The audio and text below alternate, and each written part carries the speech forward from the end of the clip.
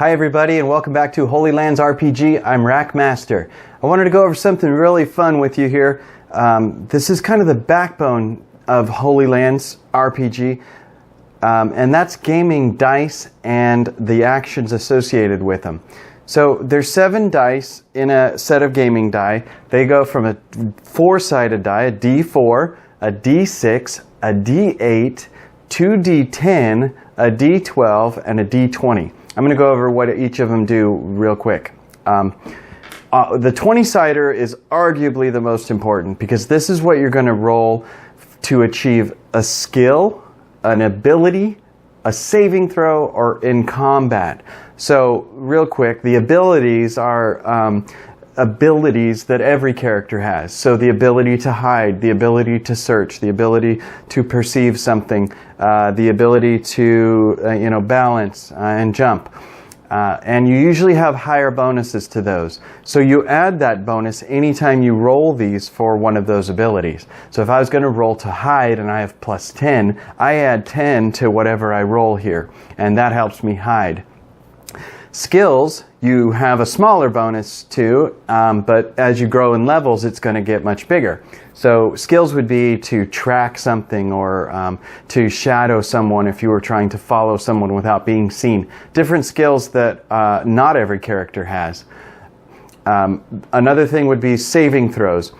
And also, like I said, combat. So abilities and skills, first of all, they have a difficulty factor, some number that you have to roll over.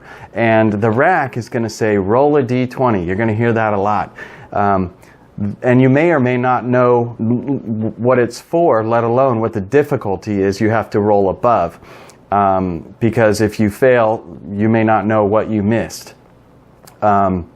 So for example, if I was to say roll a d20, I want to know if your character has perceived something, so I'm having you roll a perception roll, and I already know what your bonus is, or I'll ask you, but in this case I rolled an 18, so I would add 10 to that, and that would give me a 28. So 28 to perceive something. So that would be pretty good because that would cover most of the difficulty factors that the difficulty could be. Same thing with skills. Saving throws are a little bit different. Saving throws, you roll a d20 as well, but those are to prevent something negative from befalling your character. So if a spellcaster casts a spell at you, you can roll a d20 to save versus spells, and if you roll high enough, nothing happens, or maybe half of whatever happens. It depends on the spell in that situation. Also, you roll to save versus sins and fright, so your phobias and your sins, your character. You need to roll a 20-sider to prevent those. Those difficulty factors are already determined. So on a saving throw, for example, spells, it says next to it on the character sheet is 17. So anytime somebody casts a spell at you, you have to roll a 17 or higher on a d20. Now you're going to have bonuses to these, and you can add bonuses as you go up in levels. So hopefully you have plus 3. In that case, if I roll a 14, I add my plus 3 to it, and I've made the 17. In combat, you roll a 20-sider against another opponent. So the difficulty factor isn't set. The difficulty factor is in fact dynamic because the opponent rolls that. If I was to attack, I roll a 20-sider, I rolled an 11, you would roll to defend, and you rolled a 14, so you actually successfully defended. Now, in gameplay, we also apply bonuses to those, so I may have extra bonuses to mine, which may get over the 14. But I'll get more into those when I get into gameplay. But just know that the D20 is very critical, and it's fun. In fact, speaking of critical, there are critical rolls. If I roll a natural 20 on a 20-sider, it's not only automatically always successful, but something beneficial also happens. So if I roll a natural 20 in combat, for example, against you, and you don't roll a natural 20 to defend, then I hit you. Not only did I hit your character, but I hit him for double damage. So I would roll twice whatever, or you would take whatever, twice whatever I roll for damage. in that case, ties always go to the defender. So that's true with anything, skills, saving throws, anything. If I roll at that number, the tie always goes to whoever's going to take harm. I'll get more into that in gameplay as well. Another important dice is the 12-sider. The 12-sider, you're going to roll for attributes. And sometimes you may not have to roll this. Simply having a high enough attribute value, like a 9 or a 10, is the minimum required, and there's no real roll. But sometimes if there's a chance of failing something, or to see how long it took your character to achieve something, say I said roll a 12-sider, make a wisdom roll. You would roll under your wisdom, and in this case I have to roll under a 10 on a 12-sider, so I rolled a 6. In that case, I perceived something either in time or something that I might not have been able to think of.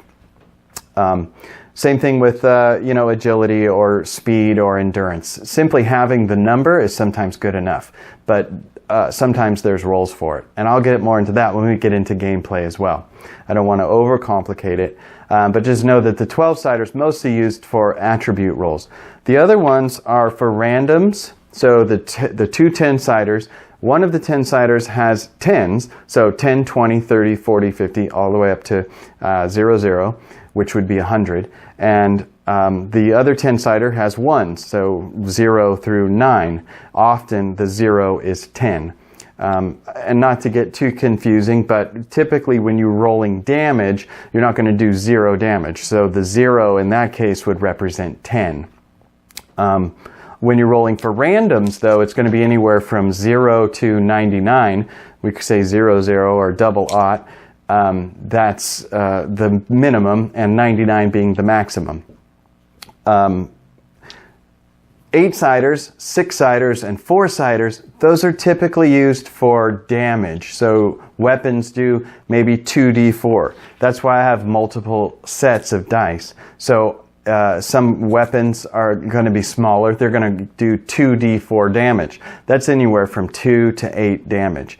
They can be 1d6. So you'd roll one of the cube-shaped dice, the 6-siders. Or 1d8. Sometimes they can be 2d8. With very few exceptions, you can have a weapon that causes, 2d12 or, a lot of damage, but potentially a lot of damage, but potentially little damage.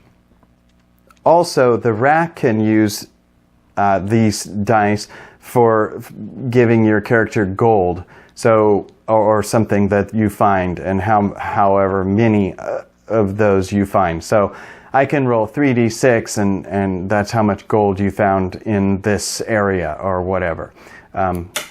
And you can do that with any amount of dice. So you can do that with, even 20-siders. But typically you roll a d4 times 10 or d6 times 10 or 3d6 or whatever.